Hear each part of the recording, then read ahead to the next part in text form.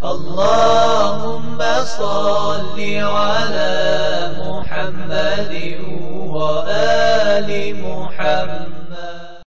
A'udhu billahi minash shaitanir rajim. Bismillahir rahmanir rahim. En el nombre de Dios, el clemente, el misericordioso, la paz de Dios sea con todos sus profetas, desde Adán hasta Muhammad, salawatullah wa salamuhu alayhim ajma'in. Luego que el profeta decidió emigrar, cuando llegaron estas personas de Yathrib y vio que el profeta tenía allí seguidores, tenía allí gente que lo respaldaba, gente que lo iban a defender, digamos, y que le iban a apoyar en su proyecto, decide él entonces emigrar a Medina. Lo hace obviamente secretamente. En la noche donde el profeta decide viajar, justamente Quraysh se habían reunido para planear el asesinato del profeta, es decir, que quisieron ellos acabar directamente con el profeta, una vez que vieron que era un desafío muy grande y que no aceptaba ningún tipo de forma de transar como para poder acabar con este mensaje. Entonces dijeron, bueno, no queda otra más que asesinar a Muhammad. Se reunieron y habían hecho un plan para que durante esa noche personas de distintas tribus, querían reunir de cada tribu una persona para que la responsabilidad sea asociada entre todos, digamos, o sea, que nadie diga, bueno, fulano o tal tribu fue la responsable del asesinato de Muhammad. Reunieron a gente de todas las tribus y durante la noche entran a la casa del profeta para sorprenderlo en su lecho y matarlo. El profeta, obviamente, como tenía información del cielo, porque conocía a través de la revelación divina sobre la situación y sobre el futuro, sabía sobre lo que iba a ocurrir, entonces dio la orden al imam Ali, alayhi salam, de dormir en su lecho para sorprender a esta gente que entraban durante la noche para matarlo. Cuando se daban cuenta que era Ali, entonces no podían hacer eso. Durante esa noche el imam Ali alayhi salam duerme en el lecho, que eso es considerado, digamos, también una muestra y una manifestación de la valentía de Ali y de la entrega y el sometimiento a la orden divina. El Corán dice, وَمِنَ النَّاسِ مَنْ يَشْرِ نَفْسَهُ ابْتِغَاءَ مَرْضَاتِ اللَّهِ. Dice, hay quien realmente vende su alma, su ser, buscando la conformidad de Dios o la satisfacción de Dios. El imam Ali realmente estaba dispuesto a morir por el profeta, porque había posibilidad de que directamente lo mate, porque venían a matarlo. Pero quiso la voluntad divina que eso no ocurra. وَيَمْكُرُونَ وَيَمْكُرُ اللَّهُ, dice, así como ellos planean, digamos, esas maquinaciones, del mismo modo Dios también tiene sus planes. وَاللَّهُ خَيْرُ الْمَاكِرِينَ, y Dios planea mucho mejor, obviamente. Es el mejor de los que planea. Entonces el imam Ali duerme durante esa noche y el profeta emigra hacia Yathrib, que después por la venida del profeta será llamada Madinatun Nabi, la ciudad del profeta, y después finalmente le ponen el nombre de Madina, o sea, la ciudad.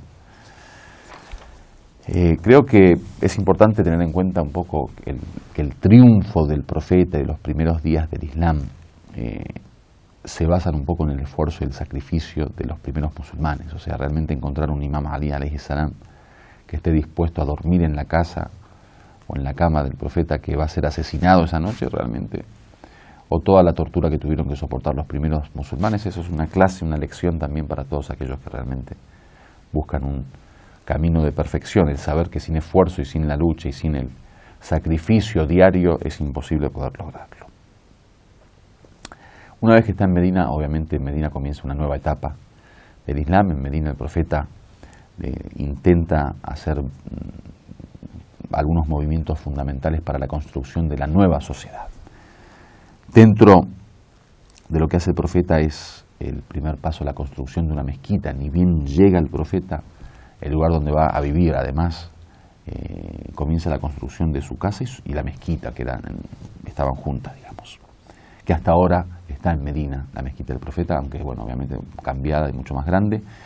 Pero bueno, es una de las estrategias que tuvo el profeta de institucionalizar, digamos. De hecho, la mezquita, que hoy no es más que un templo de adoración y de actividad, digamos, cultural, en su momento era además el lugar de encuentro de los creyentes para la preparación del gobierno. O sea, era una especie de casa de gobierno, una especie de consejo gubernamental, político, era el encuentro de los líderes para poder establecer estrategias de trabajo, para poder establecer una administración para la comunidad. Entonces construyó la mezquita, como dijimos, como la primera columna del gobierno islámico. Hizo la hermandad, también una estrategia fundamental con respecto a la unión social, o sea, no permitió que cada uno tenga su propia forma de desarrollar esta familia comunitaria, sino que dio la orden de que cada uno elija un hermano y que a través de esa hermandad se establezcan los lazos entre la sociedad, entre la comunidad. También hizo una serie de pactos con gente que estaba fuera de la comunidad, con los no musulmanes, en Medina también, como para poder mantener el tema de las relaciones sociales controladas. Comenzó a preparar los primeros, digamos, semillas del ejército islámico, o sea, comenzó a preparar militarmente a las personas o a algunos jóvenes. Y finalmente, bueno, dio forma a esto que vamos a llamar después la primera sociedad islámica, o sea, bajo el primer gobierno islámico. En Medina se da la primera administración, el primer orden social islámico, ¿no?